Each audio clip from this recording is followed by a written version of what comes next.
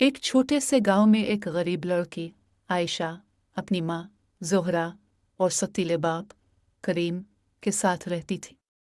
ज़ोहरा एक मेहनती औरत थी जो रोज़ाना शहर जाकर लोगों के घरों में काम करती थी ताकि अपने ख़ानदान का पेट पाल सके। करीम एक निकम्मा और जालिम शख्स न सिर्फ काम से दूर भागता था बल्कि ज़ोहरा पर भी जुल्म करता था। आयशा अक्सर अपनी माँ को अपने बाप के हाथों तकलीफ उठाते देखती और उसके दिल में बाप के लिए नफरत बढ़ती जाती। एक दिन करीम ने अपनी हद पार कर दी और ज़ोहरा को इतनी मारा कि वो जानबर ना हो सकी। आयशा की दुनिया अंधेर हो गई। इसकी माँ की मौत के बाद करीम ने घर की सारी जिम्मेदारियां आयशा पर डाल दी।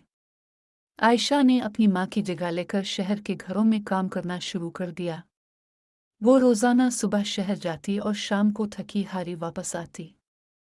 एक दिन जब आयशा काम से वापस आ रही थी तो रास्ते में एक सुनसान जगह पर उसे एक पुरस्कार शख्स मिला। इस शख्स ने अपना नाम रोहान बताया और कहा कि वो जिन्नात की दुनिया का शहजादा है। रोहान ने आयशा की तकलीफों का हाल दिल से सुना और उसकी मदद करने का फैसला किया। रोहान ने आयशा को एक खुफिया रास्ते से अपनी दुनिया में ले गया। ये एक हैरत अंगेज जगह थी जहां हर तरफ खूबसूरती और जादू का समा था। रोहान की माँ मलिका शाजिया एक हकीम और मेहरबान जिन थी। उन्होंने आयशा को अपनी बेटी की तरह अपनाया और उसकी हर ज़रूरत का ख्याल रखा। जिन्नात की दुनिया में आयशा की ज़िंदगी अक्सर बदल गई। वहाँ उसने मोहब्बत, सुकून और इज़्ज़त का तजुर्बा किया। रोहान और आयशा के दरमियान मोहब्बत परवान चढ़ी और जल्द ही वो दोनों शादी के बंधन में बंध गए। आयशा अब जिन्नात की दुनिया की शहजादी बन चुकी थी और मलिका शाजिया ने इसे अपनी विरासत में शामिल कर ली। जिन्नात की दुनिया में कुछ जिन रोहान की ताकत और उसकी मोहब्बत के खिलाफ थे।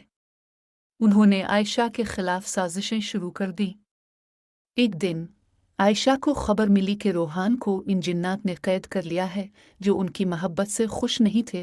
आयशा ने रोहान को बचाने का अज़्म किया लेकिन इसके पास इतनी ताकतें नहीं थी कि वो इन जिन्नात का मुकाबला कर सके।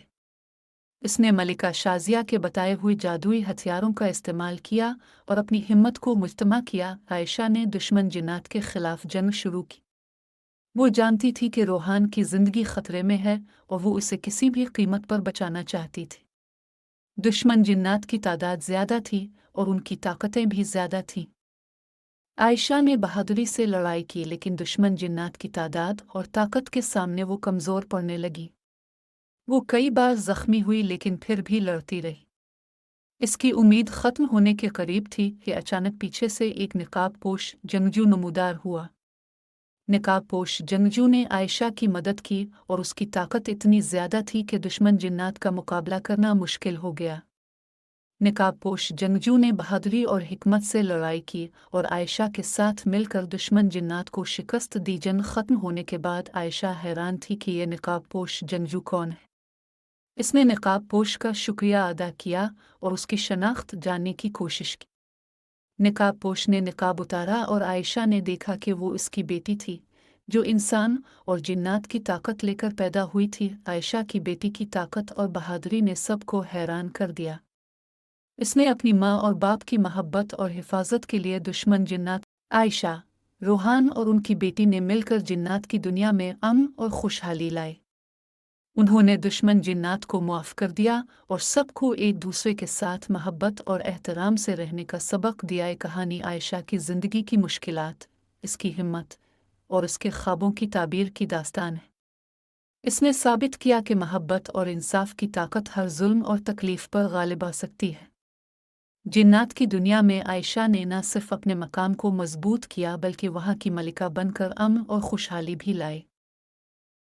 अगर मेरी कहानी आपको अच्छी लगी है तो लाइक करें और ऐसी ही कहानियाँ रोज़ सुनने के लिए मेरे चैनल को सब्सक्राइब कर लें। और अगर आप अपने नाम और अपनी ज़िंदगी पर कोई स्टोरी बनाना चाहती है तो मुझे कमेंट में बताएं। Thanks for all.